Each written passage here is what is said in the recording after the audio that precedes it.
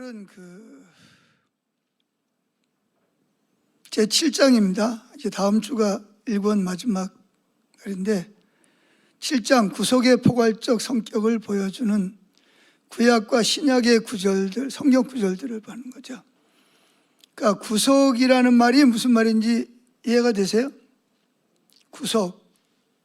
우리가 앞에서 2주간 동안 좀 살펴봤는데 구속이라는 말을 또 다른 말로 말하면 속량이라고 그러죠. 속량.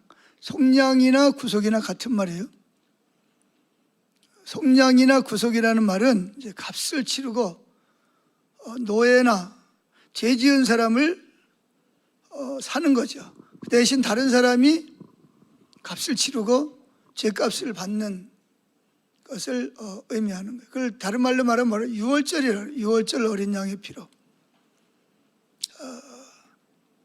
이스라엘 백성들이 구원받기 위해서 그 양이 대신, 흠이 없는 양이 대신 값을 치르고 죄값을 치르는, 대신 죽음을 당하는, 그래서 그 피를 바른 집은 뭐하다? 그 진노와 죽음과 저주가 넘어가다. 왜냐하면 그 집엔 이미 그 흠이 없는 양이 대신 값을 치렀기 때문에 그 집엔 또 이미 값을 치렀기 때문에 들어갈 필요가 없어서 넘어갔다. 그걸 유월절이라고 합니다.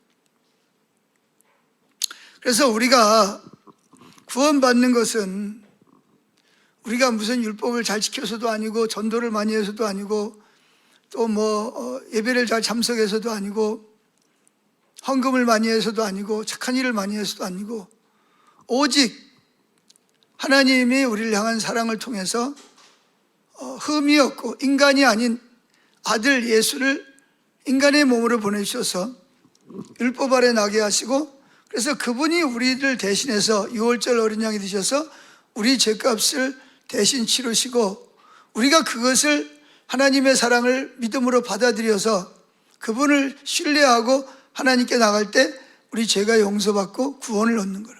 구속이라는 말은 그냥 쉽게 말하면 구원이라는 뜻이에요. 구원.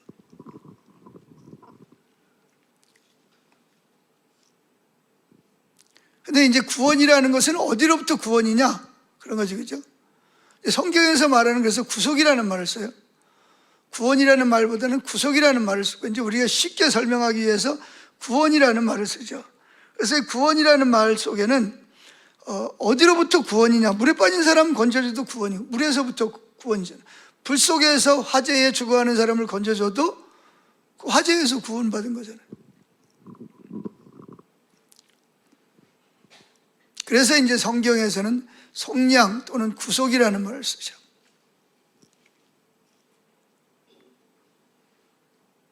그래서 우리가 이렇게 구원을 받을 필요가 없었지, 그죠? 원래 에덴 동산에서 아담과 하와가 먹지 말라는 선악과를 먹지 않았다면 우리가 굳이 별도로 구원을 받기 위해서 회개할 필요도 없고 그럴 필요가 없죠. 근데 이제 인간이 하나님이 그렇게 먹지 말라고 하는, 먹으면 정령 죽으리라 했는데 이 파리가 얻어맞고 도망갔으면 오지 말아야지. 결국은 와가지고 죽네. 이런 거 똑같은 거예요.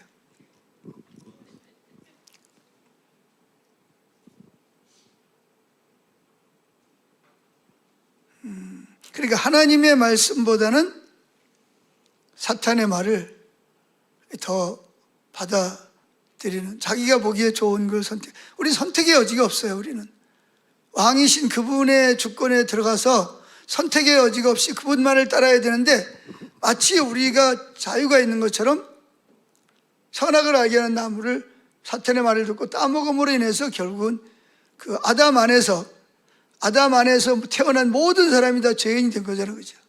올라가고 보면 누가 있냐? 아담과 하와가 나온단 말이에요. 그래서 이 아담 안에서 범죄하고 저주를 받고 그렇게 됐는데, 그런데 인간만 저주를 받은 게 아니란 말이에요.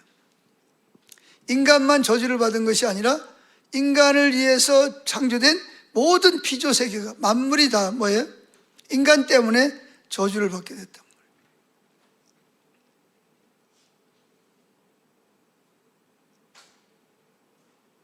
심지어는 이제 해와 달과 별들까지도 인간들 때문에 영향을 받게 되는 그런 인간 때문에 인간만 인간만 저주를 받은 게 아니라 인간들과 함께 인간들을 위해서 살아가는 데 필요한 모든 피조세계 만물이 다 같이 저주를 받았다는 거예요. 다 저주 아래 있는 거예요. 그래서 예수님의 십자가의 그 피 흘림을 통한 구속은 인간들만 구원받은 게 아니라는 거예요. 개인 구원뿐만 아니라 앞에서 배웠듯이 정치적으로도 구원을 받아, 복음이 증거되면 정치적으로도 구속을 받고, 또 경제적으로도 구속을 받고, 사회적으로도, 또 영적으로도. 그뿐만 아니죠. 모든 만물이, 모든 동물이라든지 새라든지 어류라든지 눈에 보이지 않는 이런 자연세계까지도 예수님의 십자가의 구속을 통해서 새롭게 되는 축복을 받게 되는 거예요. 자, 여러분, 제가 성경을 한 구절 한번 찾아보죠. 레위기 18장 한번 찾아보실래요?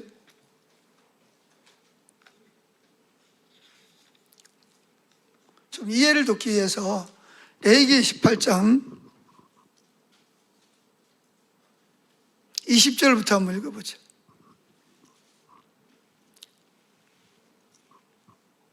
찾았습니까? 저 떴습니다. 여러분 찾으면 좋을 것 같아요. 레위기 18장 20절 시작. 너는 내 이웃의 아내와 동침하여 설정함으로 그 여자와 함께 자기를 뭐 하지 말라? 자기를 더럽히는 거예요. 여기 자기를 더럽히는 게 중요한 게 뭐냐면 자기 몸만 더럽혀지는 게 아니에요.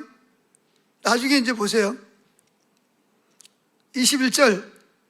너는 결단코 자녀를 몰락에게 주어 불로 통과하게 하므로 내 하나님의 이름을 욕되게 하지 말라. 나는 여호와니라. 너는 여자와 동침함 같이 남자와 동침하지 말라. 이게 동성애잖아요, 그죠? 이는 뭐한 일이니라? 가증한 일, 하나님 앞에 가증한 일이라. 23절. 너는 짐승과 교합하여 자기를 더럽히지 말고 여자는 짐승 앞에서 서서 그것과 교접하지 말라. 이는 문란한 일이니라. 24절. 너희는 이 모든 일로 스스로 더럽히지 말라. 내가 너희 앞에서 쫓아낸 족속들이 이 모든 일로 말미암아 더럽혀졌고 그 땅도 더러워졌으므로 내가 그 악으로 말미암아 벌하고 그 땅도 스스로 주민을 토하여. 그러니까 자연세계가 사람을 잘 이렇게 사람들이 농사를 지으면 땅이 좀 곡식이 잘 자라서 사람들이 원하는 것만큼 좋은 곡식을 주고 좋은 영양을 주고 산소를 공급하고 좋은 걸 줘야 되는데 땅이 뭐한다? 인간이 더럽혀짐으로 말미암아 자연세계도 뭐한다? 인간을 토해낸단 말이에요. 토해낸다는 말은 뭐예요? 수용하지 못하고 거절한단 말이에요. 인간의 그런 죄들 때문에. 자, 25절 보세요. 그 땅도 더럽혀졌으므로 내가 그 악으로 말미암아 벌하고 그 땅도 스스로 주민을 토해낸다는 말이 계속 나오죠. 그러니까 인간이 자기를 동성애라든지 뭐 어떤 우상숭배를 통해서 또는 간음하는 일을 통해서 자기를 더럽힘으로 말미암아 땅도 뭐예요? 인간들을 수용하지 않는단 말이에요. 인간들에게 혜택을 주지 않고 뭐 한다? 토해낸다는 말, 악 하고 토해낸다는 말은 인간을 거절한다는 거예요. 인간이 원하는 것을 해주지 않는다는 거예요. 그래서 지나치게 뜨거워지거나 지나치게 비가 많이 오거나 또 뭐하죠? 전염병이 돌아가지고 사람들을 뭐 흑사병이니 뭐 해가지고 여러분 유럽에서는 흑사병으로 인해서 인구의 3분의 1이 죽었습니다. 그리고 요한계시록에도 보면 그런 질병으로 말미암아 태양이 또 뭐죠? 이게 오존층이 무너지면서 그 태양열의 3분의 1이 죽습니다. 요한계시록은. 이게 왜 그러냐? 인간이 자기 스스로를 더럽힘으로 말미암아, 동성애와 같은 그런 걸 통해서, 우상숭배를 통해서 더럽힘으로 말미암아, 자기 몸을 더럽힘으로 말미암아 자연세계도 인간을 토해내는 거예요. 거절하는 거예요. 인간이 원하는 걸 안 주고 대신 인간들을 괴롭히는 거죠.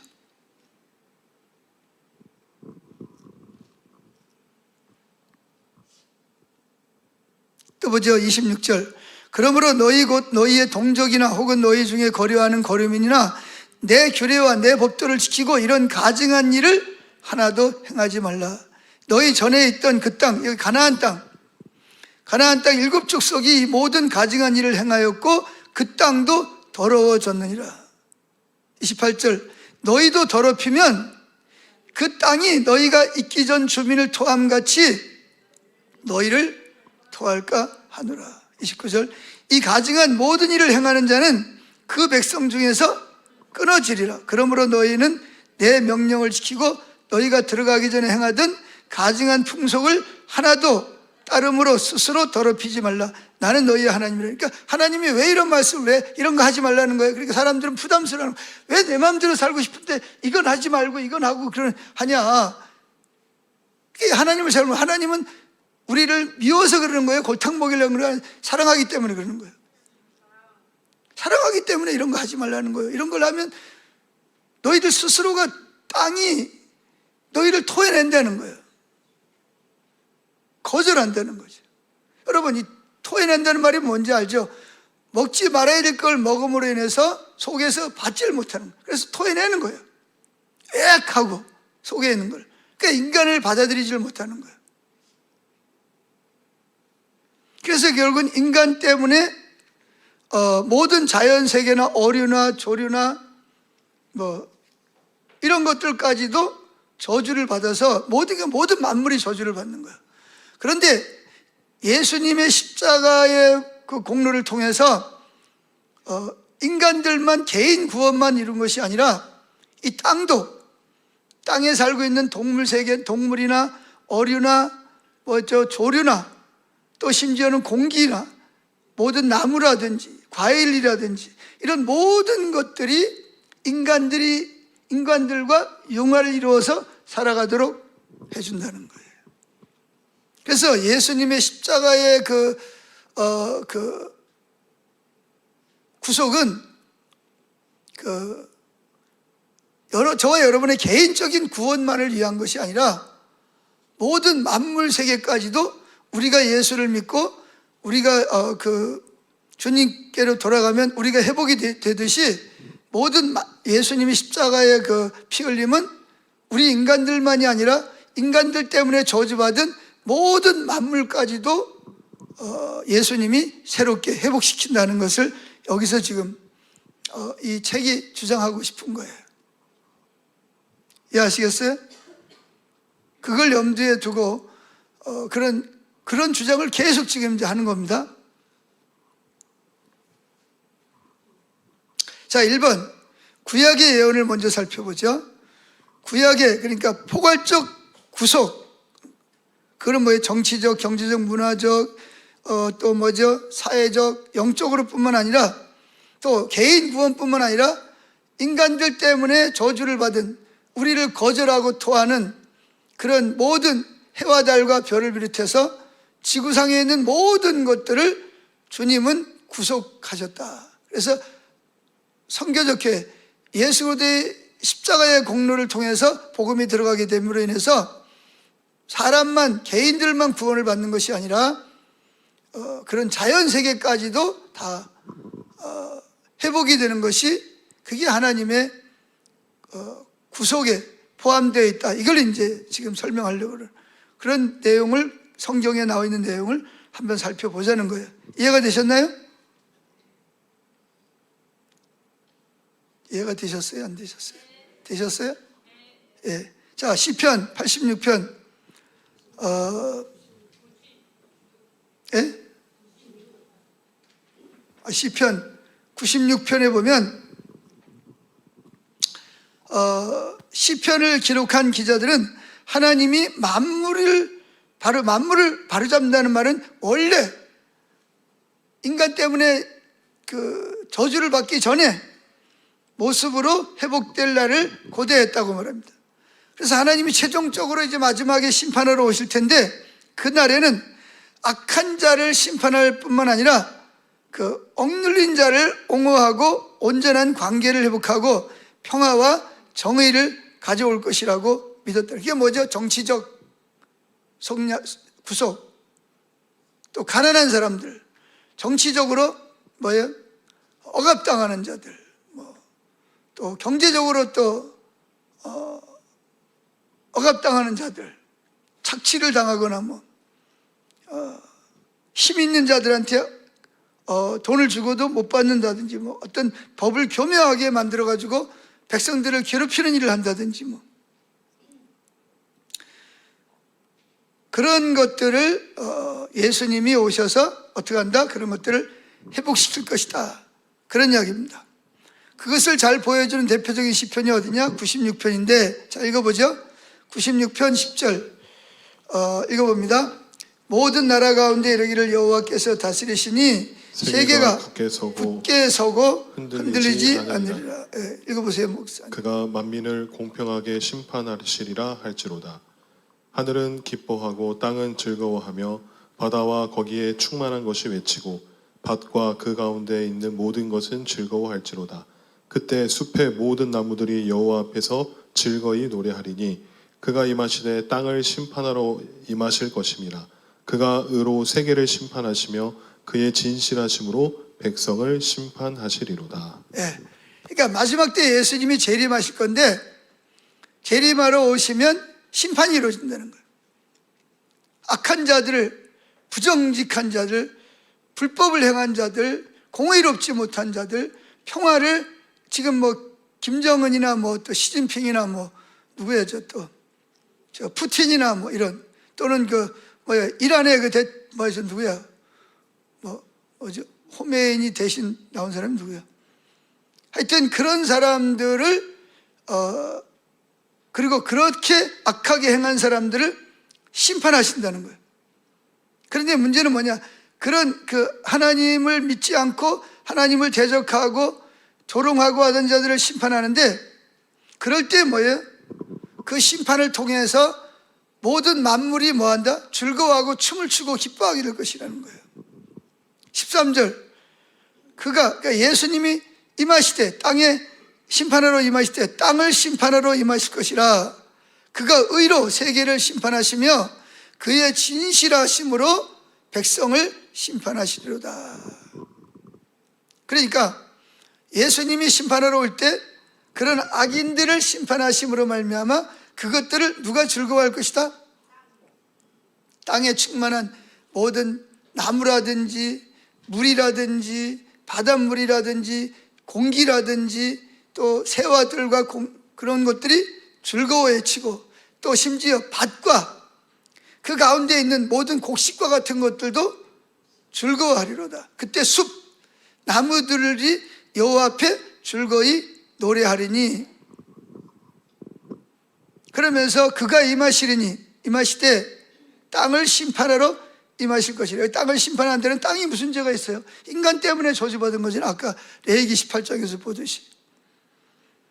그런데 그 악한 자들을 심판하심으로 말미암아 그런 그 땅이나 모든 피조 세계가 기뻐하고 즐거워하며 하나님을 노래할 것이라는 것입니다. 자, 두 번째 이사야 2장 2절부터 4절.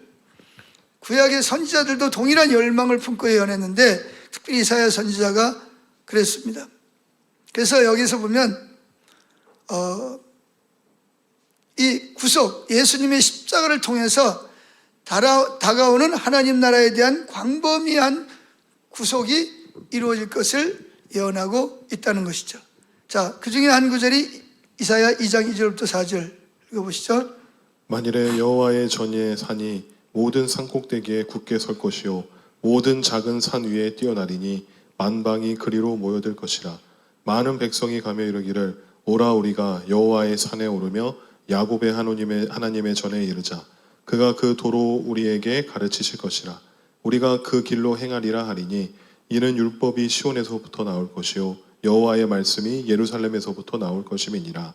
그가 열방 사이에 판단하시며 많은 백성을 판결하시리니 무리가 그 칼을 쳐서 보습을 만들고 그 창을 쳐서 낫을 만들 것이며 이 나라와 저 나라가 다시는 칼을 들고 서로 치지 아니하며 다시는 전쟁을 연습지 아니하리라. 예. 자, 이제 예수님께서 말일은 언제죠? 말일은 언제예요? 말일 뭐 월말을 말하나요? 연말을 말하나요? 마지막 때 예수님 재림하실 때를 말일이라 그런 거예요. 그때 여호와의 전의 산이 모든 산 꼭대기에, 그러니까 하나님이, 예수님이 이 땅에 재림하시는 걸 말하는 거예요. 그러면 여기 보면 모든 작은 산 위에 뛰어나는 만방이 그리로 모여들 것이라. 많은 백성이 가며 이르기를 오라 우리가 여호와의 산에 오르며 야곱의 하나님의 전에 이르자 그가 그의 길을 우리에게 가르칠 것이라. 그러면서 뭐예요? 이제 심판이 끝나고 나면 더 이상 사람들이 뭘 안 할 것이다? 칼을 쳐서 뭐 할 것이다? 이제 칼을 지금으로 말하면 대포, 비행기, 미사일 이런 걸 만들어도 뭐예요? 쓸 데가 없어. 그런 것들을 다 화약을 분리해서 뭐 할 것이다? 사람의 도움을 주는 데 사용할 것이라는 거예요.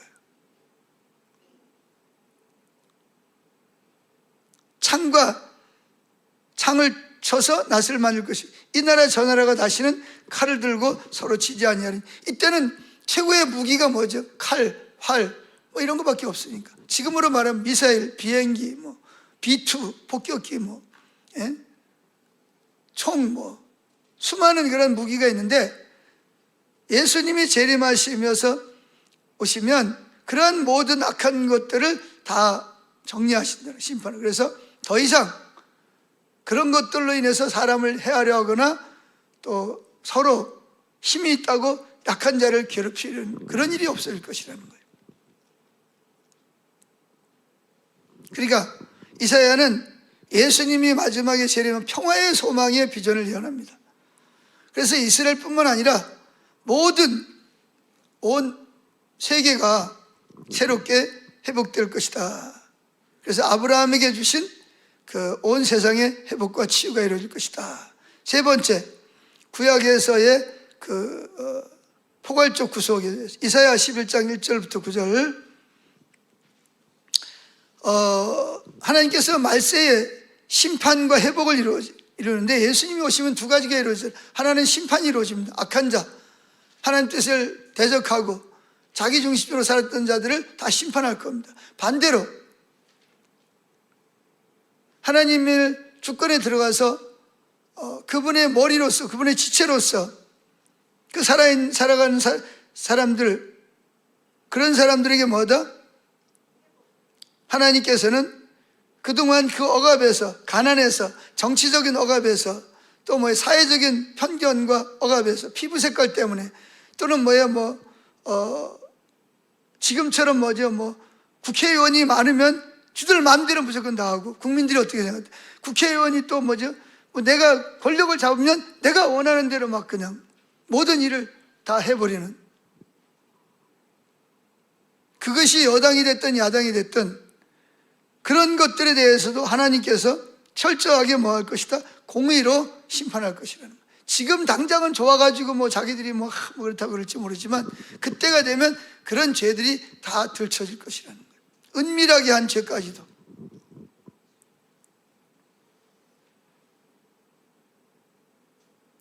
그래서 그때가 되면 인간들은 모든 만물과 교통할 수 있는 지혜가 생긴다는 거예요. 그래서 그때가 되면 그런 생각이 들더라고요. 나무들끼리 하는 소리를 듣고, 새들이 하는 소리를 듣고, 개들이 멍멍멍 하면 제가 지금 무슨 말을 하고 있구나, 이거 알아들을 수 있는 때가 올 것이라고 저는 생각합니다. 왜냐하면 에덴 동산에서는 동물들이 다 말을 하고 인간과 서로 교통했잖아요. 그죠? 안 그래요? 그래, 뱀도 하와에게 와가지고 말을 했잖아요.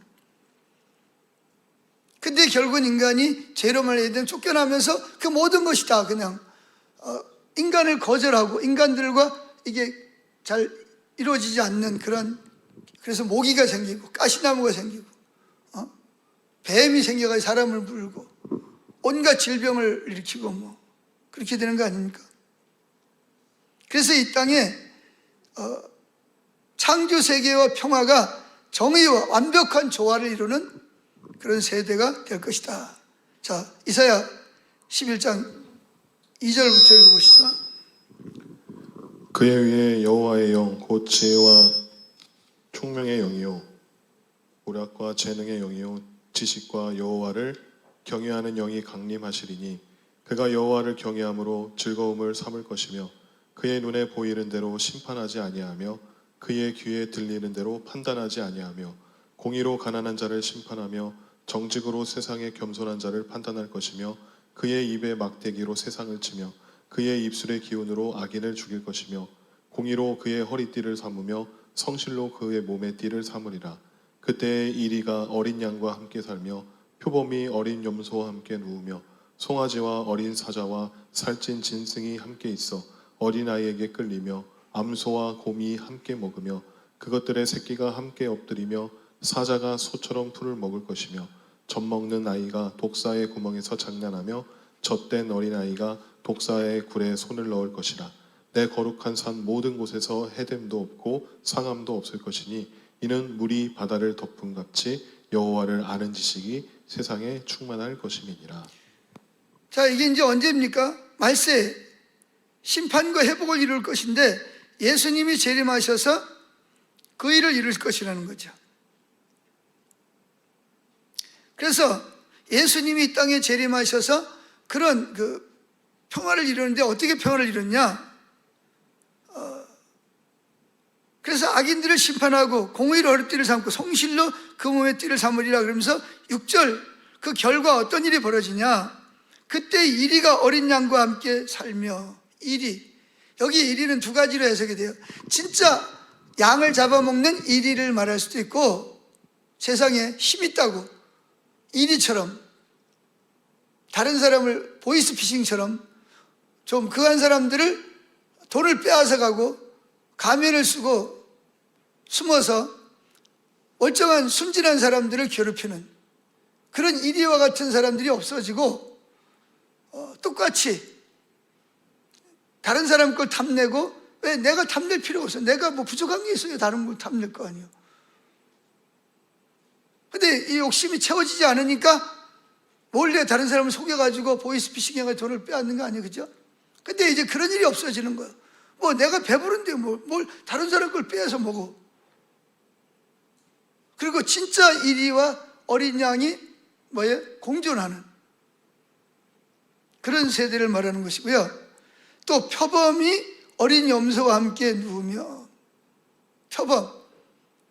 표범이라는 것은 표범은 아주 비열한 동물이거든요. 뒤에서 공격하는 기회를 받다가 뒤에서 이렇게 공격하는 그런 아주 빠른 동물 표범이라 그러는데 표범과 염소가 함께 누우며 송아지와 어린 사자와 살찐 짐승이 함께 있어.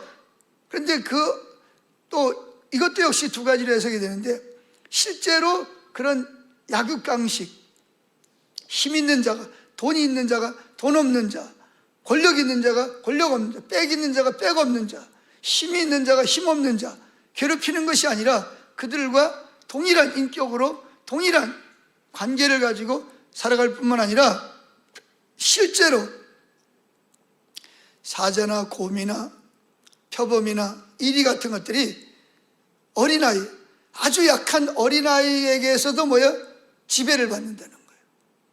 어린아이가 개 강아지 끌고 가듯이 그 순수하게 말을 잘 듣고 따라오는 그런 평화로운 세대가 그러니까 이루어질 거예요. 구속이 이루어질 거라는 거죠. 그리고 모든 사자와 이런 무서운 곰 같은 무서운 것들이 그럼 뭘 먹고 사냐? 풀을 먹고 산단 말이에요. 풀. 고기를 먹는 게 아니라 그 에덴 동산에서는 약육강식이 없었잖아요. 다 풀을 먹었어요. 그때로 다시 새롭게 돌아가는 회복이 되는 거죠. 그래서 젖 먹는 아이가 독사의 굴에서 장난을 치며 젖된 어린이가 독사의 굴에 손을 넣을 것이라. 그래서 내 거룩한 산 모든 곳 없어요. 모든 곳에서 어느 나라가 살든 어느 지역에 살든 해됨도 없고 상함도 없을 것이니 이는 물이 바다를 덮음 같이 여호와를 아는 지식이 세상에 충만해. 이게 뭐냐? 하나님으로 만족하는 거예요. 하나님의 사랑으로, 하나님의 사랑 때문에 부족함이 없는 거예요. 기쁨이 넘치고 감격이 넘치고 막 신나고 막 소망이 희망이 막 넘치고 마음에서부터 막 그냥 주님의 그 아름다우심으로 말미암아 그냥 기쁨이 막 넘치는 거예요. 막 그냥 싱글벙글하고 그런 때가 올 거라는 거죠. 그래서 여기 페트라 주석을 지금 인용하고 있어요.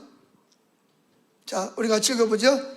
메시아의 통치가 실현될 그날의 분리됨을 그 특징으로 하는 죄악 세상은 마감되고 적대하던 모든 세력들이 더불어 함께 사는 평화와 공존의 여기 새라는 말이 중요한 거예요. 앞으로 계속 나오지만 새라는 건 뭐와 비교? 옛것과 새것이 비교되죠.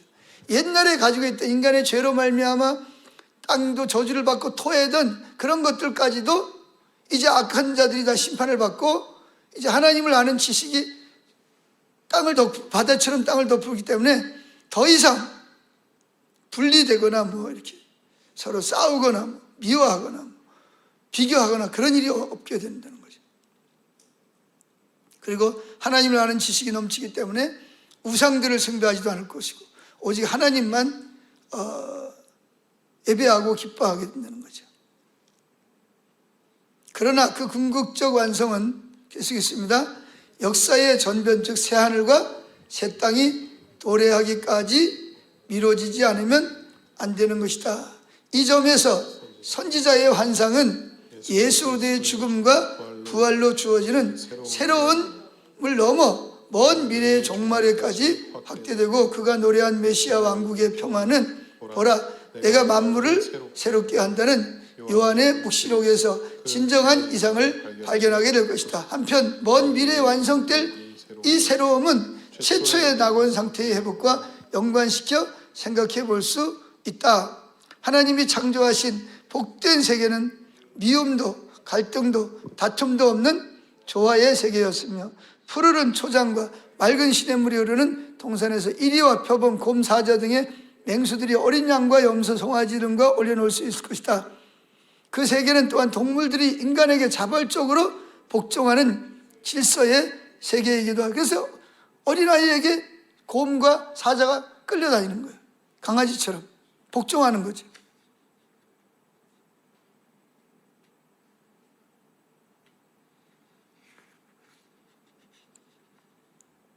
자, 네 번째 이사야 65장, 66장입니다.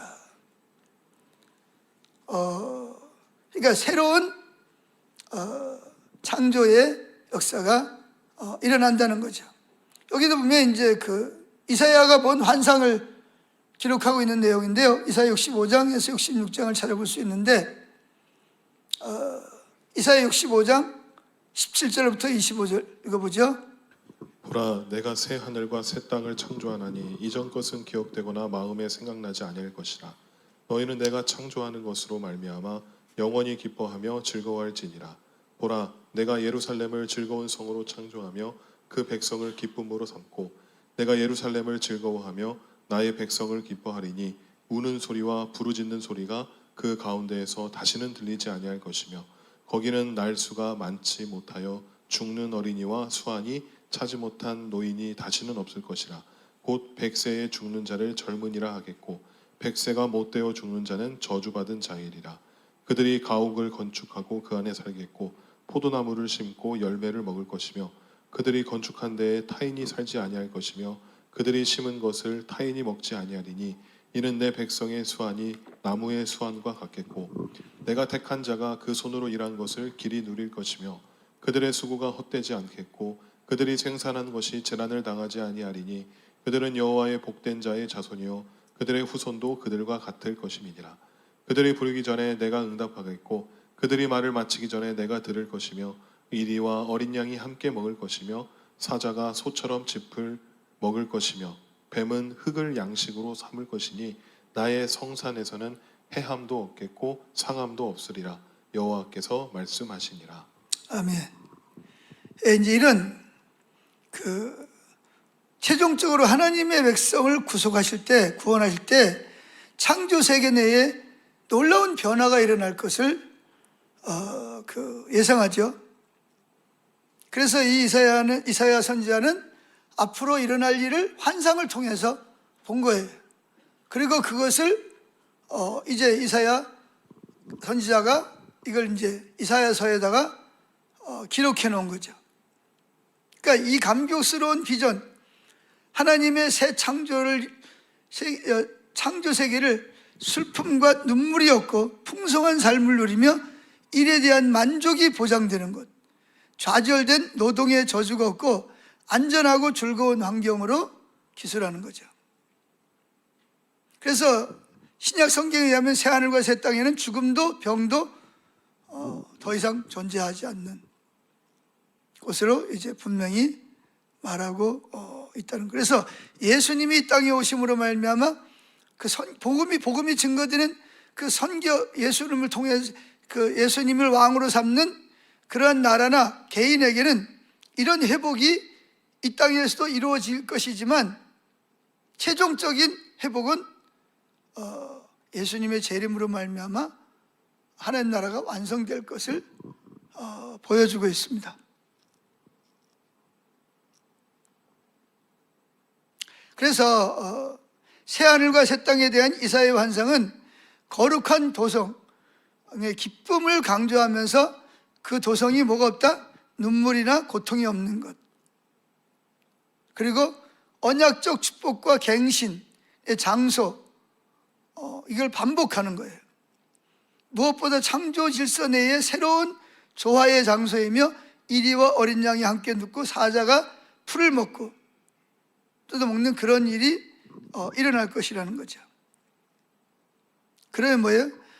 부부 간에도 갈등도 없을 것이고 부모 자녀 간에 서로 그런 것도 없을 것이고 사람과 사람 사이에도 속이거나 미워하거나 관계가 깨어지거나 그런 일이 없는 그런 창조 세계, 사람끼리뿐만 아니라 모든 자연까지도 모든 만물이 다 이렇게 조화를 이루는 그런 때가 올 것이라는 것입니다. 자, 이제 이 구약은 신약으로 자연스럽게 넘어옵니다.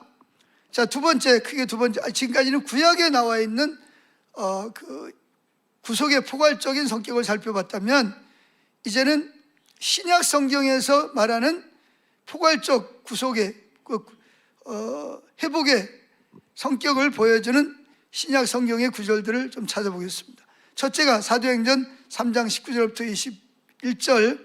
자, 이 사도행전 3장은 무슨 내용인지 알죠? 성령을 받고 오순절에 성령이 임했어요. 약속한 성령이 임했어요. 그리고 베드로와 요한이 어디 들어가다가 성전에 기도하러 가다가 누굴 만나죠?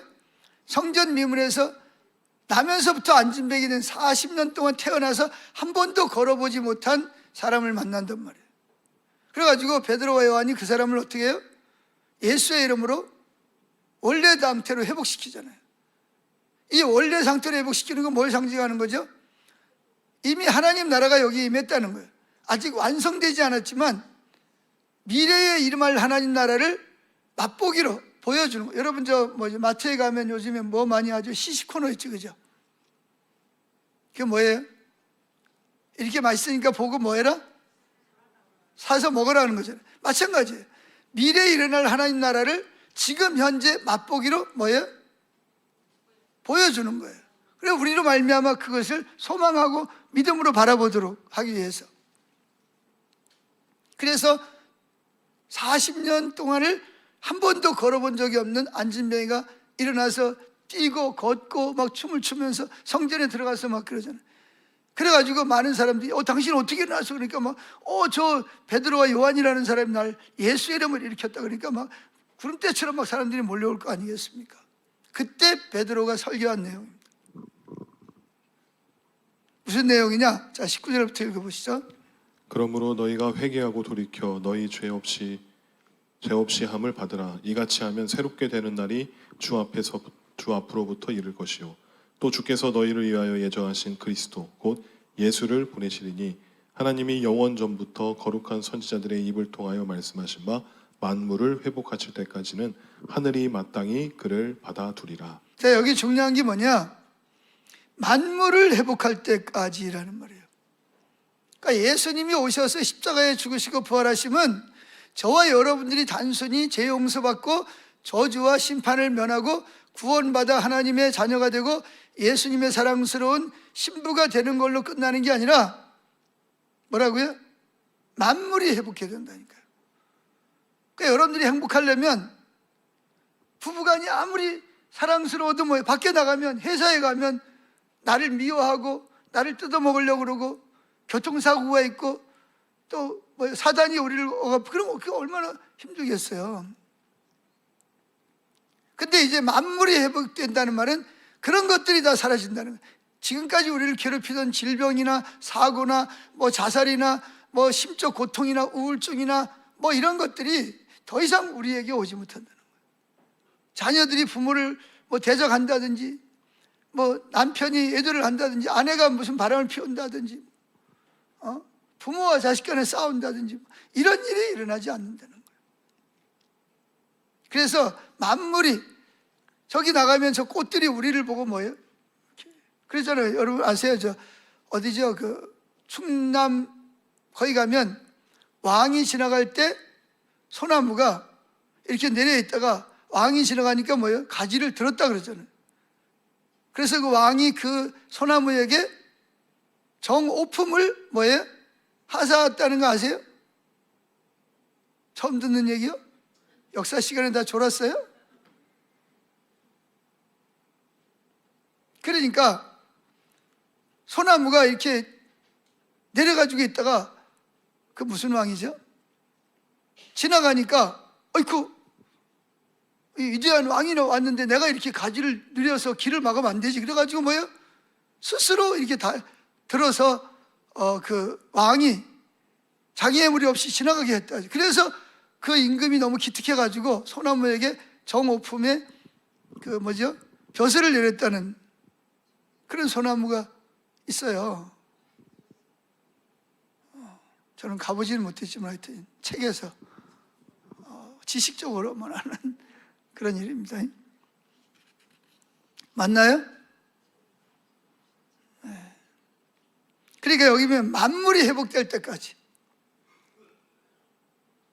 이 두 가지를 의미하는데 예수님이 재림 때 성취될 종말론적 구원 활동의 회복을 묘사한 둘째는 구원을 만물로 가능한 광범위하게 구원이 적용된다는 거죠.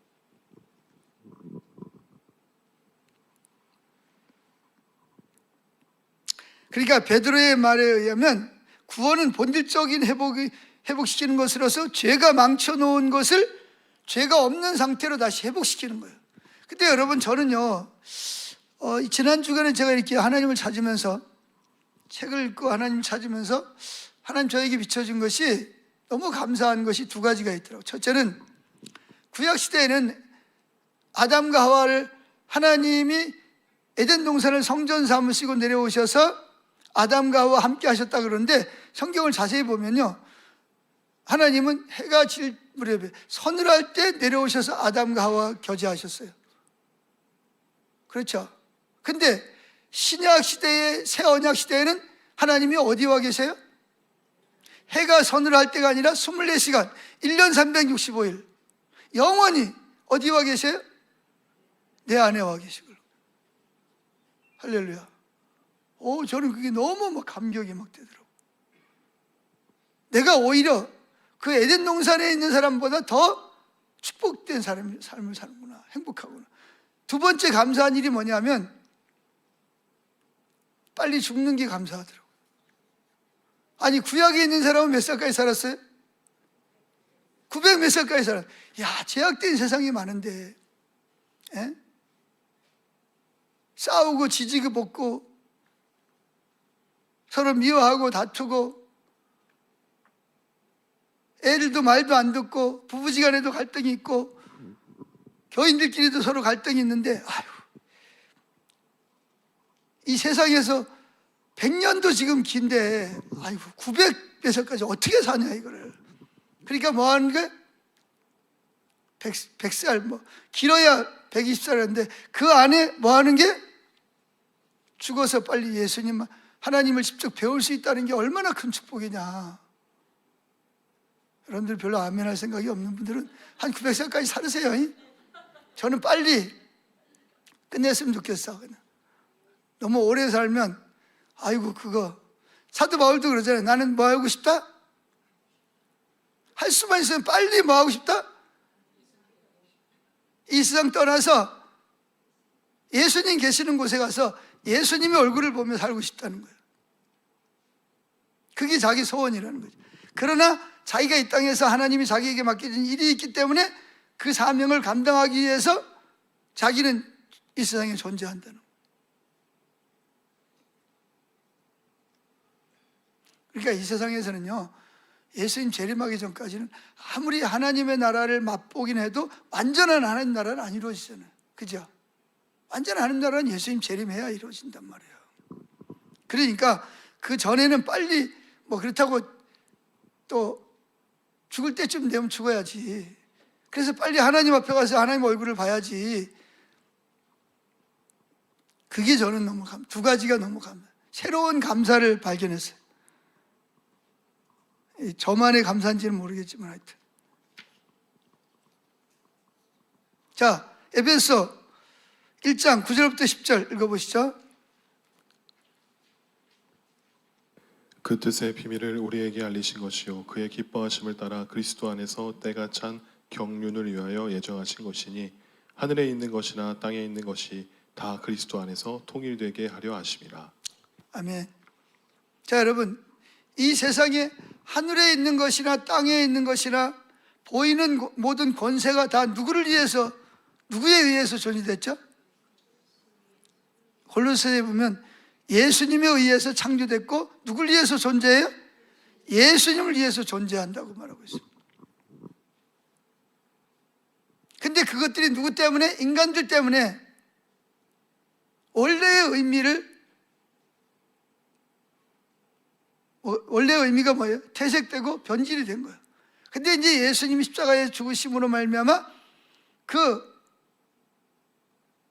퇴색되고 변질되고 상했던 것들이 다시 뭐예요? 회복될 것을 말하고 있는 것입니다. 그러니까 쉽게 말하면 죄로 인해서 무너지고 변질되고 썩었던 그런 모든 창조물들이 원래 하나님의 그 계획대로 새롭게 된다는 걸 의미하는 것입니다. 자, 세 번째 골로새 1장 15절부터 23절. 그는 보이지 아니하는 하나님의 형상이시요 모든 피조물보다 먼저 나신 이시니 만물이 그에게서 창조되되 하늘과 땅에서 보이는 것들과 보이지 않는 것들과 혹은 왕권들이나 주권들이나 통치자들이나 권세들이나 만물이 다 그로 말미암고 그를 위하여 창조되었고 또한 그가 만물보다 먼저 계시고 만물이 그 안에 함께 섰느니라. 그는 몸인 교회의 머리시라. 그가 근본이시요 죽은 자들 가운데서 먼저 나신 이시니 이는 친히 만물의 으뜸이 되려 하시며 아버지께서는 모든 충만으로 예수 안에 거하게 하시고 그의 십자가의 피로 화평을 이루사 만물 곧 땅에 있는 것들이나 하늘에 있는 것들이 그로 말미암아 자기와 화목하게 되기를 기뻐하심이라. 전에 악한 행실로 멀리 떠나 마음으로 원수가 되었던 너희를 이제는 그의 육체의 죽음으로 말미암아 화목하게 하사 너희를 거룩하고 흠없고 책망할 것이 없는 자로 그 앞에 세우고자 하셨으니 만일 너희가 믿음에 거하고 터 위에 굳게 서서 너희들은 바 복음의 소망에서 흔들리지 아니하면 그리하리라. 이 복음은 천하 만민에게 전파된 바요 나 바울은 이 복음의 일꾼이 되었노라. 그러니까 이 앞에까지는 19절까지는 뭐가 있다는 거예요? 예수 그리스도에 의해서 모든 것들이 창조됐고 그분을 위해 창조됐으며 그분의 주권 아래 있다는 거죠. 그런데 인간의 죄로 말미암아 이게 다 무너졌는데 중요한 게 19절부터 아버지께서는 모든 충만으로 예수 안에 거하게 하시고 20절 그의 십자가의 피로 화평을 이루사 만물 곧 땅에 있는 것들이나 하늘에 있는 것들이 그로 말미암아 즉 예수의 십자가의 피로 말미암아 자기와 하나님과 화목하게 되기를 기뻐하심이라 그랬다는 거죠. 그러니까 이 회복의 중심이 누가 있다는 거예요? 예수님의 십자가의 그 희생이 사랑이 있다는 거예요. 그거 아니면 하나님과 인간이 회복될 것이 없어요. 무엇으로도. 인간이 뭐 아무리 노력한다고 그러게 되겠습니까? 그런 의미가 없죠. 그래서 죄 없으신 하나님의 아들이신 예수님의 그 우리를 향한 사랑, 그분을 우리를 향한 희생, 자신의 그 살과 피를 우리를 위해서 하나님 앞에서 구속, 값을 치르고 우리를 사셨다는 거예요. 그래서 하나님과 우리가 뭐가 됐냐? 화평하게 됐다는 거예요. 그래서 휘장을 하나님과 인간 사이에 취했던 휘장이 이 휘장을 얼마나 튼튼하냐면요, 튼튼한 말들이 양쪽에서 이 휘장을 찢으려고 말을 양쪽에서 그 전을 양쪽으로 달리라 그래도 전이 찢어지지 않습니다. 절대로 이 휘장은 찢어지지 않도록 그렇게 아주 튼튼하게 짜여진 전입니다. 근데 그 전이 언제 찢어졌죠? 예수님 십자가에서 다 이루었다 운명하시는 순간 위에서부터 휘장이 뭐 마치 칼로 자르듯이 쫙 아래로 찢어지면서 쫙 열려요. 이게 뭘 의미하는 거죠? 이 휘장은 뭘 의미하는 거예요? 이건 죄로 인한, 그래서 하나님과 인간 사이에 죄의 담으로 완전히 이렇게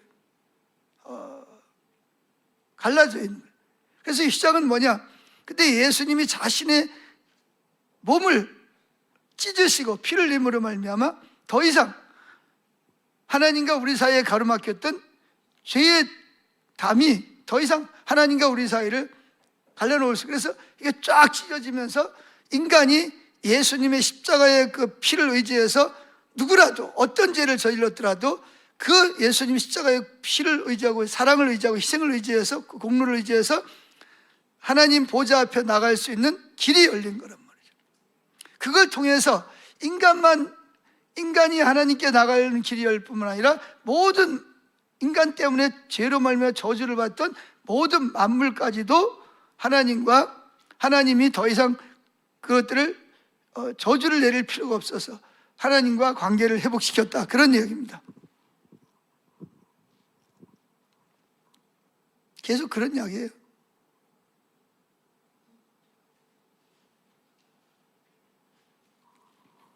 자, 넘어갑시다. 자, 그래서 리처드 미들턴도 20절에 대해서 이렇게 말합니다. 같이 읽어보죠. 이런 표현은 우리를 다시 16절로 인도하는데 그 9절에서는 그리스도 안에 하늘과 땅의 만물이 창조되었다고 단언한다. 우리는 20절에서 말하는 화해가 죄로 인해 중단된 그리스도의 창조주의의 통일하는 사역을 이어가고 완성시킨다고 생각해도 무방하다. 이거는 구속이, 즉 구원이 창조 세계만큼이나 폭넓다는 것이다. 이것은 범위 면에서 말 그대로 누구의 피가 예수로 된 십자가의 죽으심과 부활이 그걸 통해서 구속되는 것이 인간만이 아니라 모든 피조 세계 만물이 다 회복된다는 것입니다. 자, 바울의 논증 순서를 보죠. 바울도 이제 이 부분에 대해서 복음을 묘사하는 방식은 우리의 일반적인 방식과 좀 다릅니다. 정반대에 시작하는데요, 우리는 일반적으로 자신의 죄의 문제를 해결해야 할 필요가 있는 개인에서 시작하는 경향이 있어요. 십자가에서 예수님 죽으시고 부활하신 것은 그 개인적 문제에 대한 해결책이죠. 그래서 여러분은 구원받고 천국에 갈 수 있어요. 천국에 가는 도중에 여러분은 교제와 동료가 필요한 거예요. 지금 바울이 말하고 있는 내용, 그것이 뭐냐, 교회가 존재하는 이유라는 거죠. 그래서 우리가 하나님 나라를 가는 여정 속에서 뭐가 필요하다? 교회가 필수적이라는 것이죠. 그게 교회가 존재하는 이유라는 거예요. 이 세상에서 말하자면 우리가 천국에 이를 때까지 우리는 교회 속에서 살아야 한다는 거예요. 그러나 여러분은 세상에 너무 집착하지 말아야 된다. 하늘에 있는 것만이 참으로 중요하기 때문이다. 이것이 오늘날 우리가 일반적으로 우리 신앙을 이해하는 방식이고 또 복음을 제시하는 방식입니다. 그래서 이러한 논증 방식을 도표로 표현하면 뭐죠? 개인, 교회, 세상, 천국. 그래서 크리스토퍼 라이트 박사도 이런 부분을 지적하는데, 여기서 중요한 것은 속된 것과 거룩한 것을 분리하는 이원론이 작동하고 있다는 거죠. 그래서 바울은 이걸 정반대로 이야기를 한다는 거예요. 하나님은 매우 큰 계획을 가지고 있는데 바울은 모든 창조 세계부터, 여기 위에서 말한 거는 사람들은 누구부터 시작하죠? 개인의 구원부터 시작하는데 바울은 어떻게 시작한다? 정반대로 창조 세계로부터, 인간 개인이 아니라 창조 세계로부터 이렇게 안으로 개인까지, 개인 구원까지로 들어온다는 거죠. 그래서 사도 바울은 창조 세계를 창조주여 다스리시고 통치하시는 그리스도와 연관시키고, 그리고 나서 교회로 넘어가는데, 교회는 새 창조의 백성이 될 거예요. 이 말은 무슨 말이냐면 모든 만물이 뭐예요? 예수 십자가 보혈을 통해서 하나님과 화목하게 하시고, 그 안에서 뭐예요? 사람도 개인도 하나님과 화목함으로 구원에 이르게 된다. 그러기 위해서 그 안에 뭐가 필요하다? 교회가 필요하다. 이렇게 주장하고 있다는 것이죠. 이해가 되시나요? 무슨 내용인지?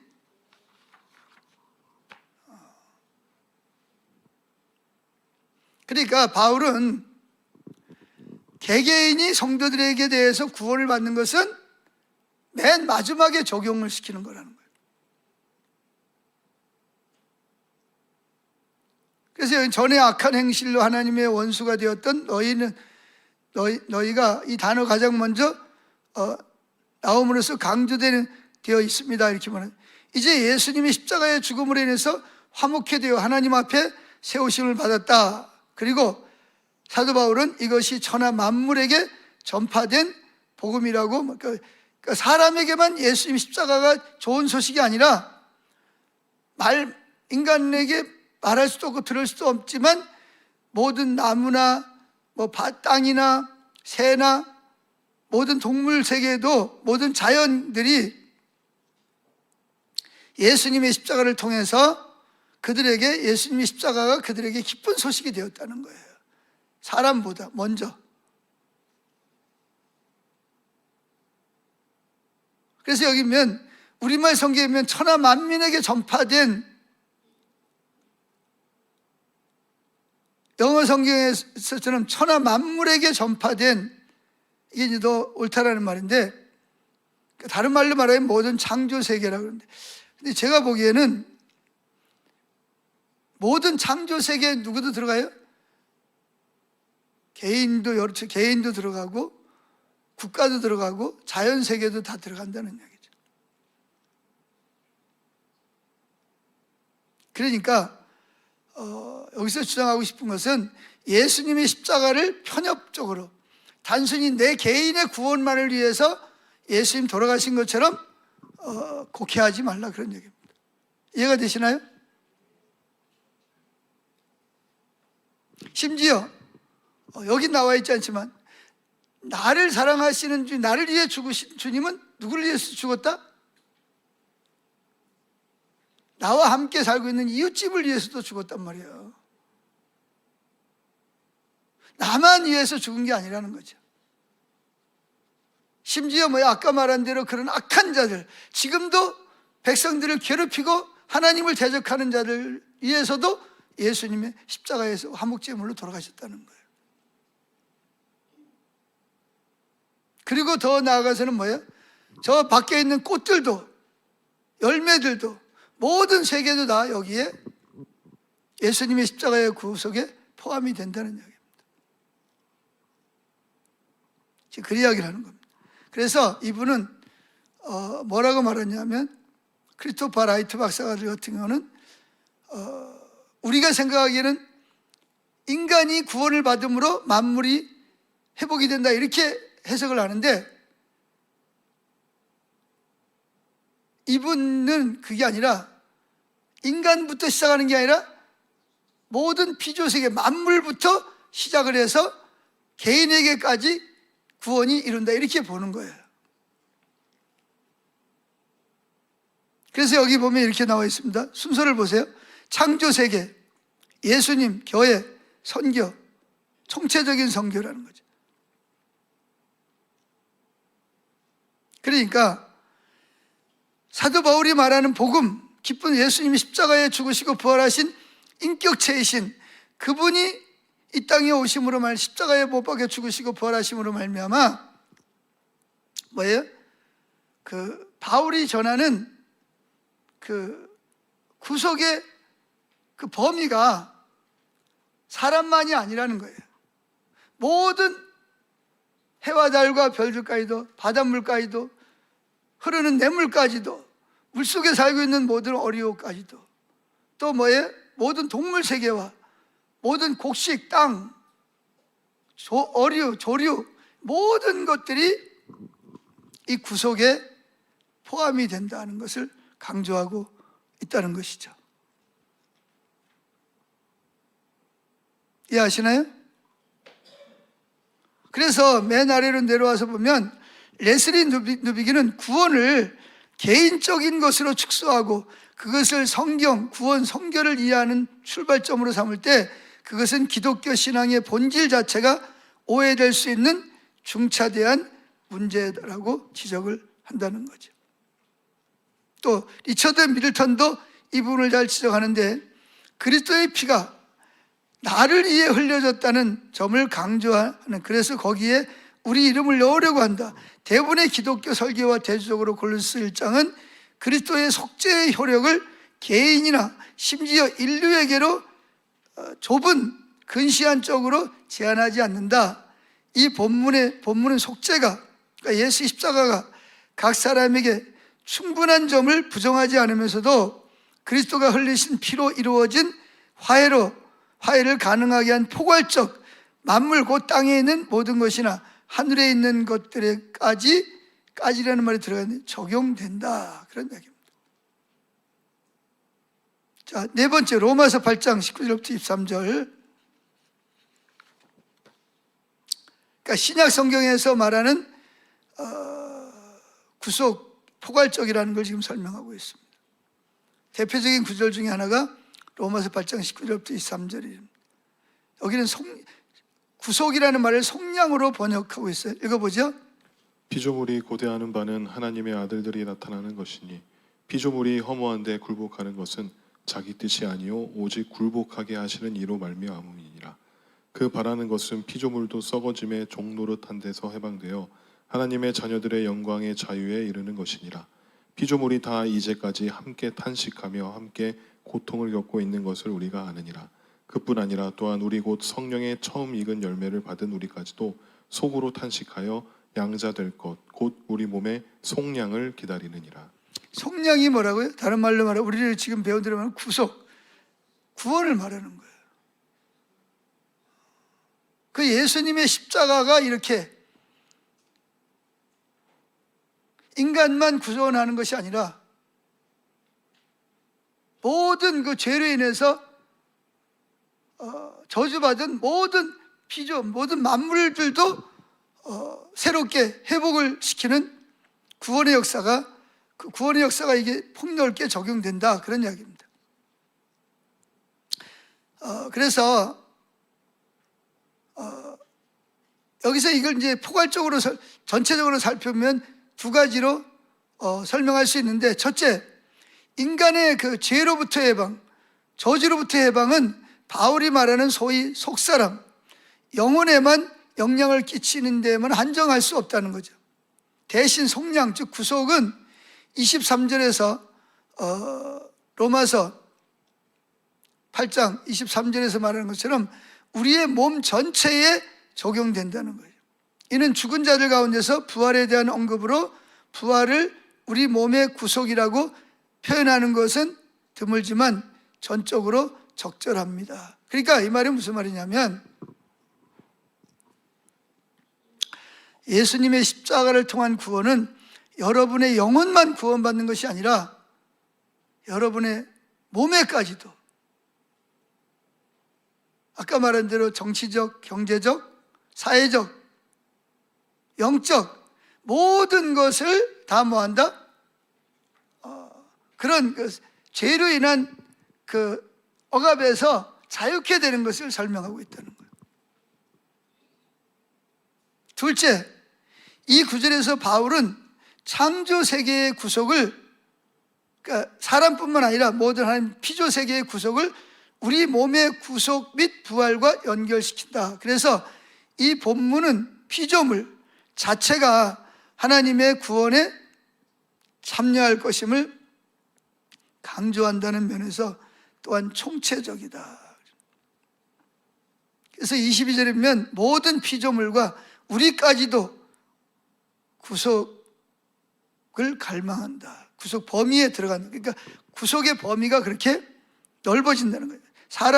사람도 영혼뿐만 아니라 육체적, 또 경제적, 사회적, 또 정치적, 이런 것만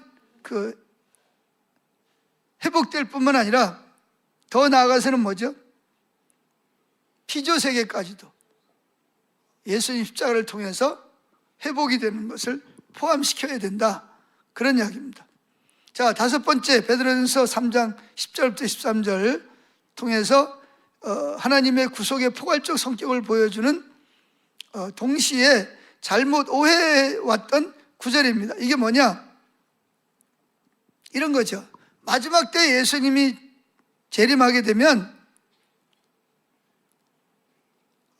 자, 읽어보면 좋겠네요. 자, 읽어보죠.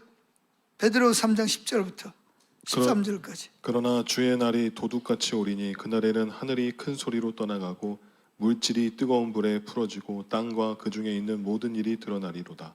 이 모든 것이 이렇게 풀어지리니 너희가 어떠한 사람이 되어야 마땅하냐? 거룩한 행실과 경건함으로 하나님의 날이 임하기를 바라보고 간절히 사모하라. 그날에 하늘이 불에 타서 풀어지고 물질이 뜨거운 불에 녹아지려니와 우리는 그의 약속대로 의가 있는 곳인 새 하늘과 새 땅을 바라보도다.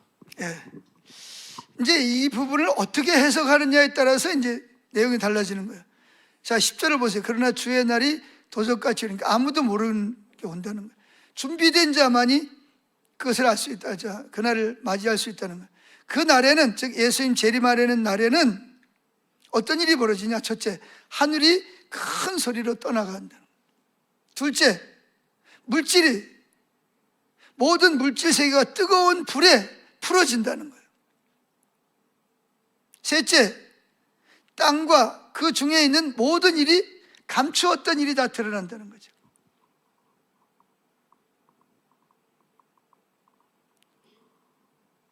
그 다음에 11절 재차 설명합니다. 이 모든 것이 이렇게 풀어지리니 너희가 어떠한 사람이 되어야 마땅하냐. 이 말은 뭐냐면 우리 시민권은 하늘에 있는데 너무 땅의 것에 집착하고 살아가지 말라는 거예요. 그러다가 미련한 다섯 처녀처럼 예수님이 재림하실 때 기름이 떨어져서 혼인잔치에 들어가지 못하는 일들도 있을 수 있다는 거예요.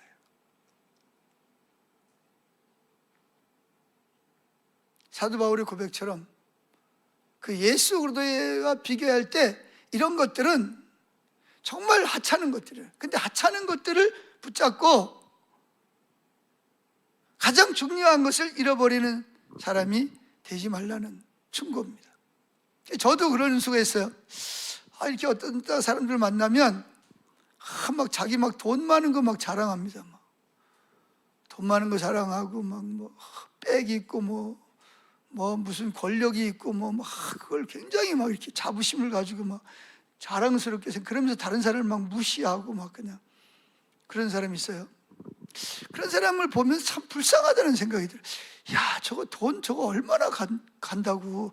권력 저거 몇 년이나, 5년이면 저거 또 바뀔 텐데 저걸 가지고 마치 영원한 것처럼, 저걸 마치 그것이 영원히 갈 것처럼 저렇게 저걸 붙잡고 그런 걸 가지고 다른 사람을 무시하고 푸시하고, 사람들을 보면서 참 이게 불쌍한 생각이 참 들어요. 그 사람들이 보기에는 내가 불쌍하게 보이겠지만 참 정말 안 됐다.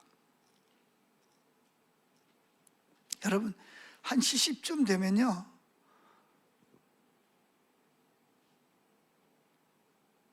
별로 기쁜 일이 없대요. 먹어도 별로 뭐 그렇고, 그냥 다 돈 있는 사람이나 없는 사람이나 다 그렇고 그렇대요. 70 넘으면. 70 넘은 분들이 없어가지고 잘 모르겠지만, 예? 다 그렇고 그렇대요.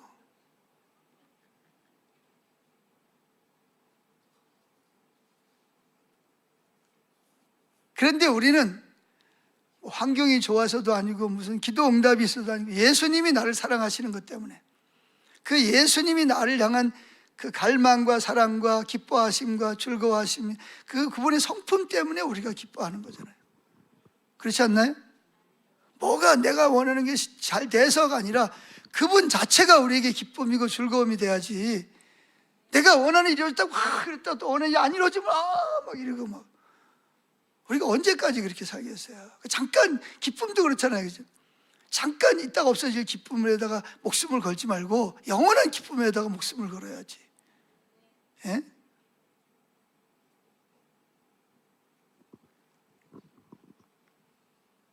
그냥 신앙생활 하면서도 그냥 일시적인 거, 그냥 뭐가 좀 잘 되면 할렐루야 막 그랬다가 또 지금 뭐 어렵고 힘들면 그냥 하나님이 어디 있냐 그러고 쭉 빠져가지고 뭐 그냥 자살하느니 뭐 어쩌느니 뭐 그러면서 난리를 치고.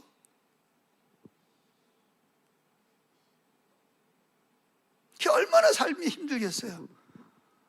뭐 잘 되는 일이 많겠어요? 안 되는 일이 많겠어요? 당연히 안 되는 일이 많을 거 아니에요. 그러면 사람의 삶이 얼마나 곤고하고 얼마나 힘들겠어요. 그게 눈에 보이는 건 그저 육신적인 거. 저 사람 나보다 돈이 많나 적나, 뭐 내가 저 사람보다 돈이 많으면 으쓱하고, 저 사람 나보다 돈이 많은 것 같으면 음에 기주고 그러고. 뭘 못 보는 거예요? 주님이 나를 얼마나 사랑하고 내가 주님 앞에 얼마나 기쁨이 되고 즐거움이 되고, 그분이 나의 유업이고,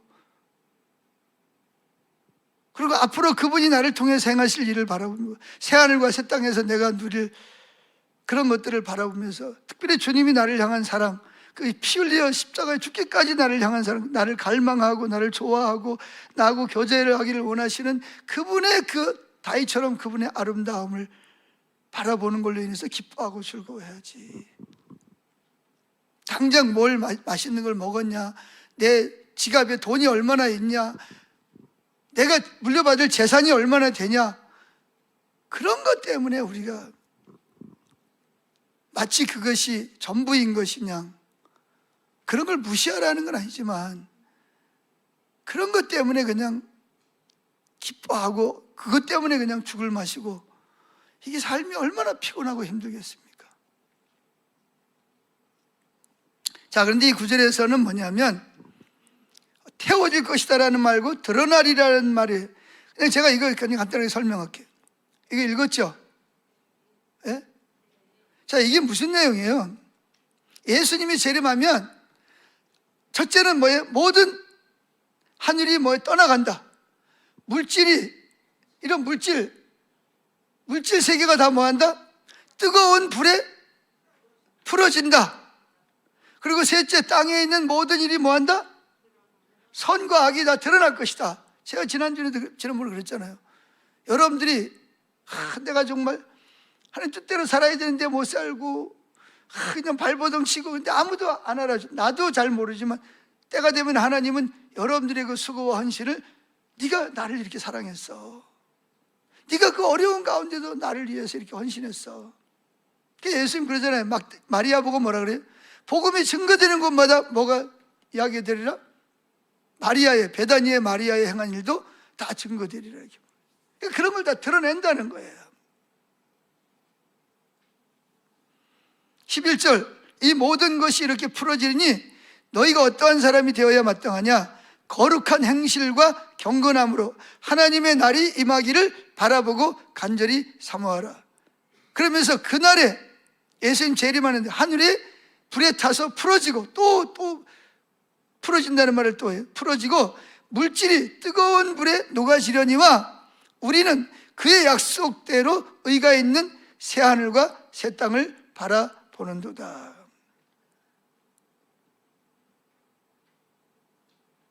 근데 여기 보면 두 가지가 있어요. 불에 태워질 것이라는 말과 드러나리로다 이렇게 말하거든요. 드러나리로다. 이 말은 무슨 말이냐면 이런 의미로 해석을 하고 있는 거예요. 예수님이 재림을 하면 악하고 더러운 것, 죄로 오염된 그 죄 때문에 생겨난 모든 것을 다 뭐한다? 불에 다 태워질 것이라는 거죠.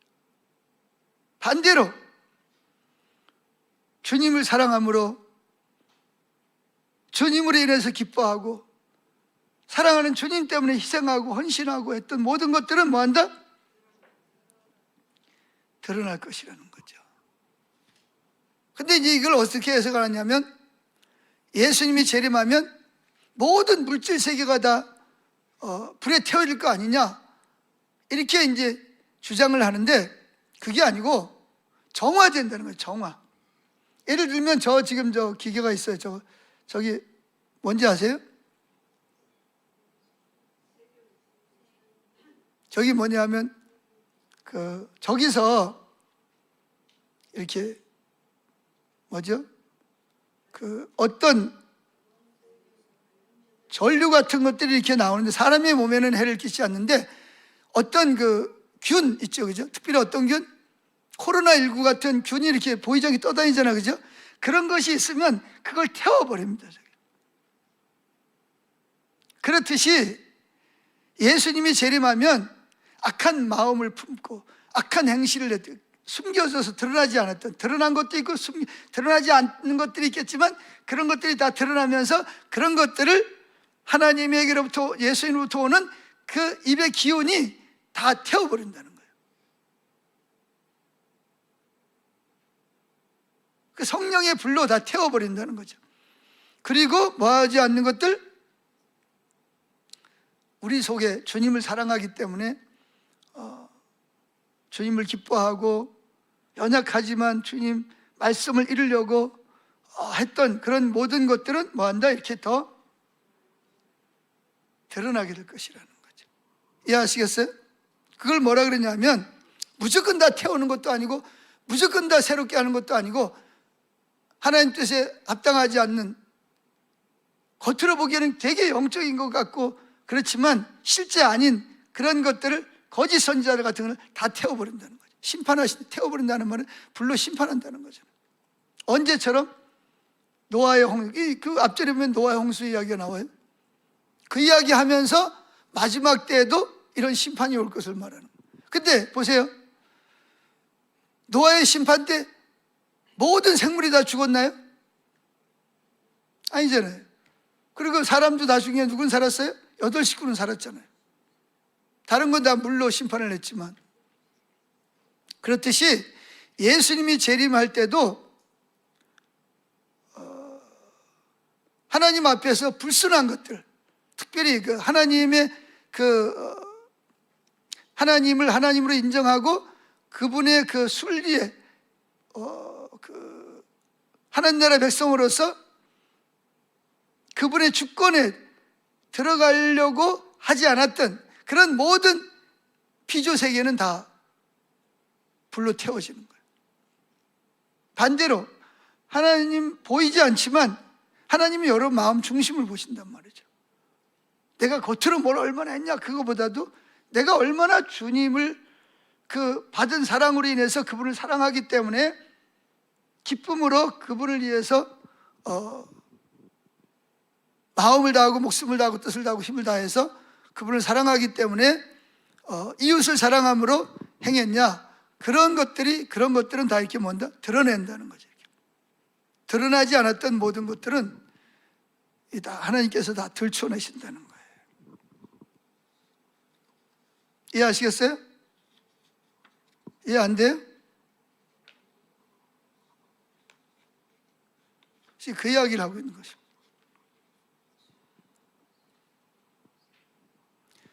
그래서 여기 보면 오늘날에도 여전히 일부 성경들은 그 구절을 불타다라는 단어를 사용해서 번역합니다. 그게 이제 뭐 NASB 성경이라든지 또 뭐 L 월스터 주장대로 또 리처드 미들턴도 이렇게 표현합니다. 이 땅에서의 삶을 평가절하하고 구원받은 이들에게 세상을 초월한 운명이 있음을 가정한 이원론적 세계관의 영향을 받은 번역자들은 베드로후서 3장에 나오는 심판의 대의로 하여금 본문을 압도하고 있다. 그게 뭐냐? 어떻게 번역하냐면 3장 10절부터 나오는 내용들을 예수님이 재림하면 하늘과 땅에 있는 모든 걸 다 태워버린다. 불로 심판한다.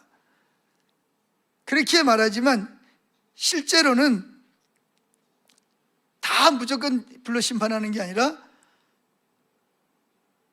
거짓되고 위선되고 잘못된 것들, 악한 것들은 다 심판하고 오히려 뭐예요?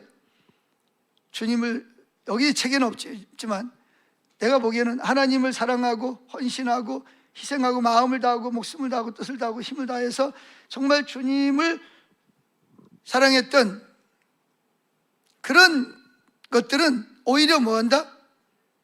만민 가운데 다 들춰낼 것이라 하나님께서. 이런 구절은 여기뿐만 아니라 다른 데도 많이 나오는 걸 볼 수가 있어요.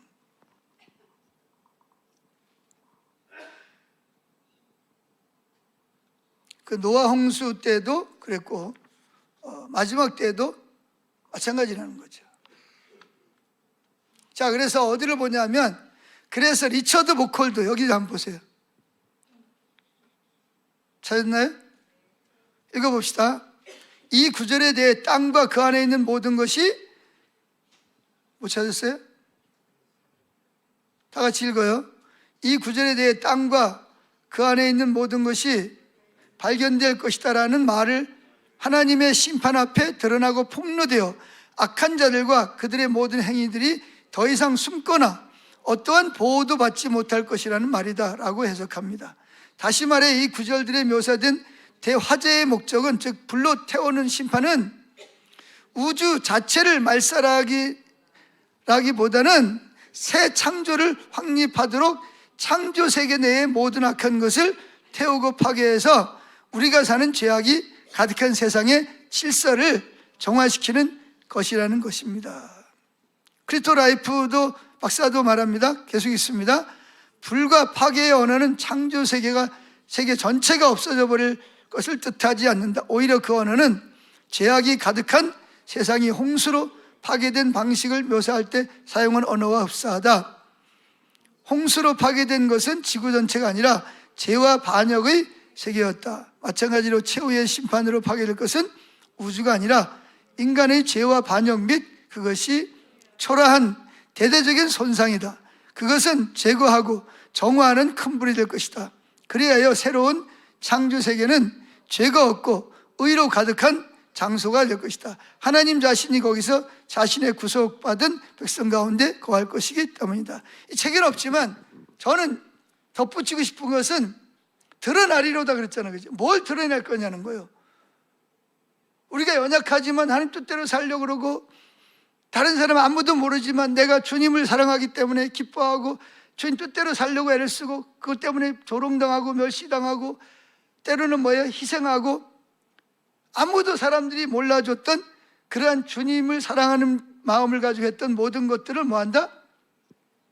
그때가 되면 다 드러낸다는 거예요. 들춰내신다는 거예요. 그래서 여러분, 바울이 말한 내용 중에 이런 내용이 있는 거 아세요? 여러분들이 집을 짓는데 두 종류의 재료를 가지고 집을 짓는다는 거예요. 하나는 금, 은, 동 재료를 가지고 집을, 또 하나는 나무, 집, 흙 이런 걸 가지고 집을 짓는다는 거예요. 뭐의 차이인지 아세요? 금이나 은이나 동은 어때요? 불이 지나가도 뭐예요? 그대로 존재해야 안 해요? 존재하지만 뭘로? 나무나 또는 뭐예요? 짚이나 또 뭐죠? 흙 같은 거 이런 것들로 집을 지은 사람들은 하나님이 공력을 시험한다는 거예요. 불을 가지고 되는 거예요. 씩 해가지고 뭐예요? 공력을 시험한다는 말은 쉽게 말하면 내가 이 일을 하는 내적인 뭐예요? 무슨 목적을 가지고 네가 지금 예배하고 기도하고 헌신하고 섬기고 하고 있냐는 거죠. 그래서 금, 은, 동, 철 이런 걸로 집을 지은 사람들은 뭐 한다? 불로 뭐예요? 정화를 해도 타요 안 타요? 모양이 그냥 남아있는 거예요. 근데 반대로 나무는 어떻게 돼요? 불에 타면 겉으로 볼 때는 막 화려하고 막 멋있고 아름답게 했는데 불 갖다 실려버리면 그냥 다 사라져버려요. 짚은 뭐 그냥 호로록 하고 타버릴 것이고, 흙으로 지은 것도 다 뭐 시커멓게 그을러서 쓸모없는 결과를 될 것이라는 거죠. 그러면서 바울이 마지막에 하는 말이 뭐죠? 그들은 구원을 받되 어떻게 받는다? 부끄러운 구원을 받는다는 거죠. 부직갱이 구원이라고 그러죠. 불 속에서 타다 남은 나무도 아니고 뭐도 아닌 숯도 아닌 겨우 그냥 아주 지옥에만 안 가는 그런 불 속에서 기어 나온 것처럼 구원을 받는 자들이 있을 것이다, 그렇게 말해요. 그러니까 여러분들이 뭐예요? 어떤 재료를 가지고 집을 짓고 있냐가 중요한 거예요. 그게 여기 나오는 걸 맞아요. 불로 정화를 시킬 때 금이나 은이나 뭐예요? 철 가지고 집을 지은 사람은 불 같은 시험이 와도, 불 같은 뭐예요? 불이 딱 지나가도 그냥 원래 모습을 가지고 있어요. 그런데 나무나 짚이나 흙으로 지은 신앙생활을 한 사람들은 그냥 다 뭐예요? 잿더미가 돼버린다는 거죠. 남는 게 없어 버린다.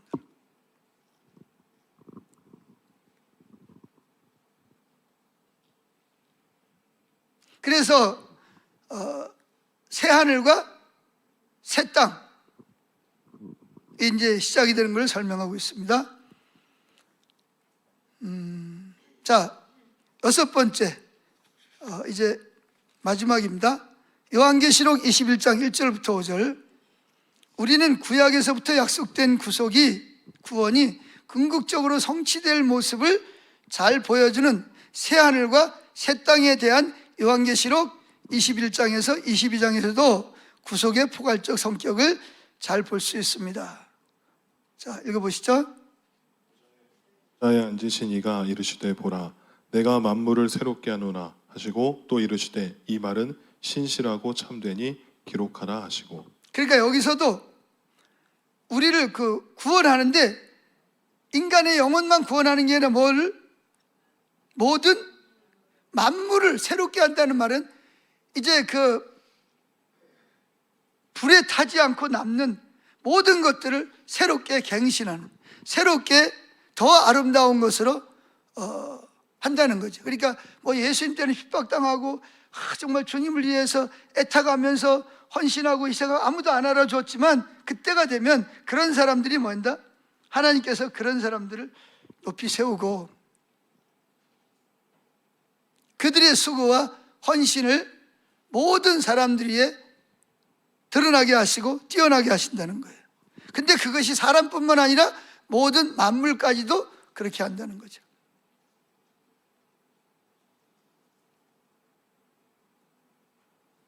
그래서 여기 보면 이 구절에서도 하나님께서 새롭게 하시는 것은 만물, 즉 모든 것입니다. 그리고 헬라어에서 새롭게 하다를 의미하는 헬라어 단어는 두 가지가 있는데, 카이노스는 주로 본질이 새로움, 즉 기존 것을 그대로 둔 상태에서 새롭게 하는 것을 의미하고, 네오스, 새롭게 하다. 네오스라는 말이 있는데 이거는 시간이나 근원의 새로움, 즉 완전히 새로움 혹은 전혀 새로운 것을 의미합니다. 오전에 사용된 새롭게 하다는 단어는 무슨 단어? 카이노스는 뭐라고요? 있는 본질은 그냥 두고 기존 것을 그냥 둔 상태에서 새롭게 하는 것을, 여기서 만물을 새롭게 하느라는 말은 완전히 다 없애버리고 근본적으로 새롭게 하는 게 아니라 있는 것은 그냥 둔 상태에서 더 아름답고 더 유익하게, 더 행복하게 감추었던 것을 들춰내시겠다, 그런 의미라는 거죠.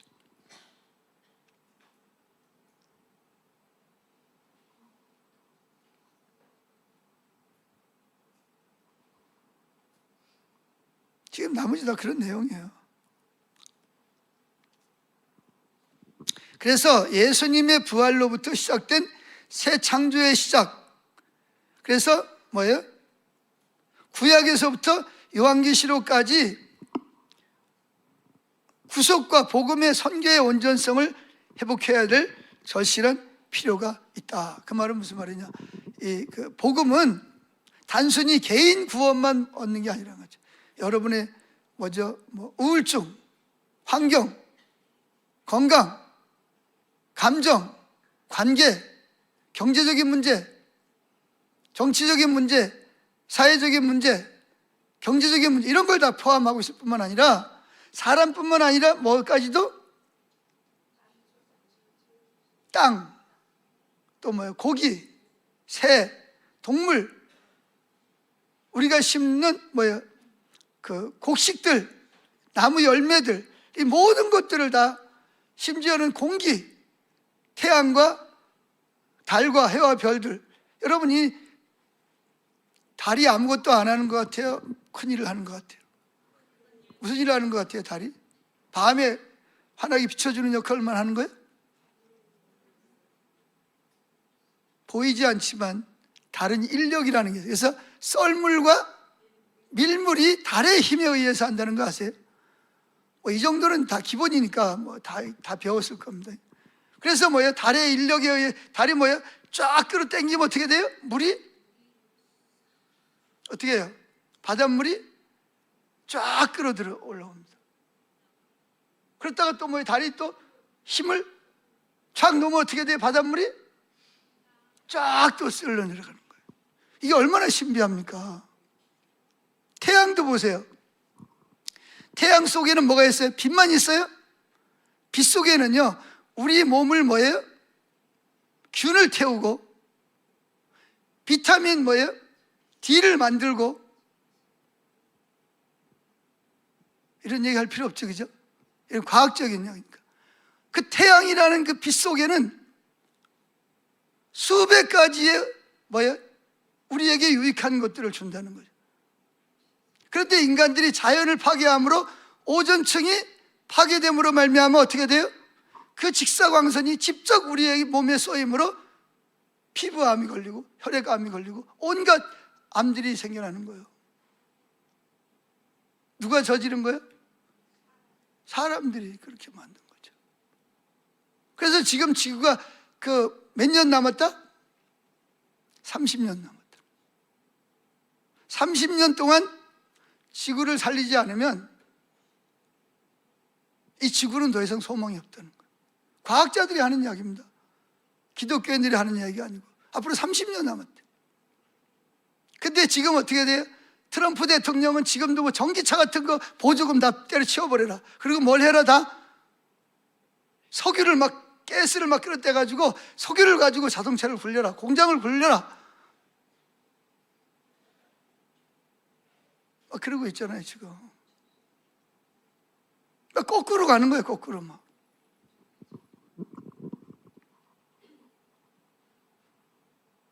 그렇게 되면 결국은 그 결과를 누가 가져오냐? 결국은 이제 요한계시록에 나오는 것처럼 오존층이 무너지고 다 무너지면서 태양이 직접 이 땅에 있는 모든 것의 쏘음으로 인해서 피부암이 생기고 모든 동식물들이 그 좋은 것들이 이렇게 걸러져서 나쁜 건 걸러지고 좋은 것이 지구에 닿아야 되는데 그냥 사람을 태우는, 사람에게 그 아주 피해를 입히는 그런 것들이 태양이 사람 몸이나 이 식물이나 자연세계의 쪼임으로 인해서 엄청난 이제 그 재앙을 가져오게 된다고 요한계시록에 나와 있고, 실제로 지금 그렇게 될 거라는 거죠. 과학자들이, 그 사람도 예수 안 믿는 사람들이잖아요. 근데 앞으로 30년 후에는 그런 재앙이 현실로 다가온다는 거예요. 그래서 우리 기독교 선교가 그런 자연세계까지도, 그래서 뭐 음식물 쓰레기라든지 이게 뭐죠? 분리수거라든지 또 뭐 지나치게 고기를 많이 먹어가지고 무슨 일이 발생해요? 소나 돼지를 기름으로 말미암아 소나 돼지에게서 나오는 뭐가 있어요? 가스가.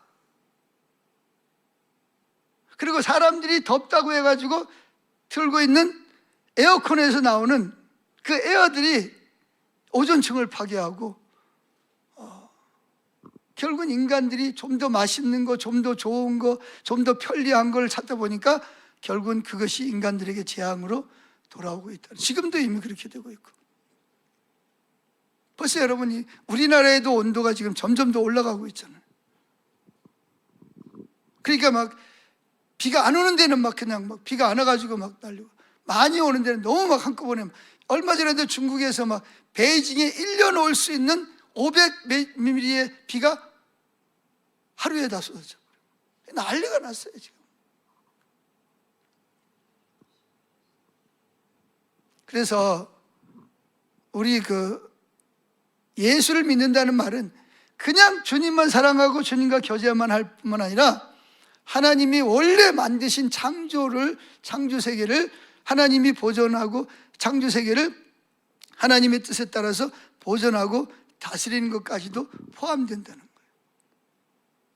그걸 지금 설명하려고 그러는 거예요. 이해하셨나요? 질문 있으면 하시죠.